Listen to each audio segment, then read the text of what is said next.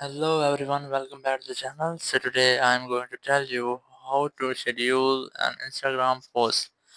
If you want to schedule your Instagram post, so you just need to follow these steps. Just open your Instagram app and then open your profile page. And here you just have to tap on the plus icon in the top right corner of the screen. Just tap on it and then select post. Here you just have to choose any one pictures. As I am going to choose this one, so just tap on it and then tap on next, then tap on next again, and here you have an option of more options. Just tap on it, and here's the option of schedule this post. Just tap on it, and then here you just have to schedule your post. Just select the time and date as I have selected, so just tap on done.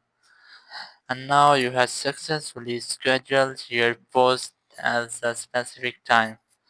Thank you very much for watching the video. Until next video, bye bye.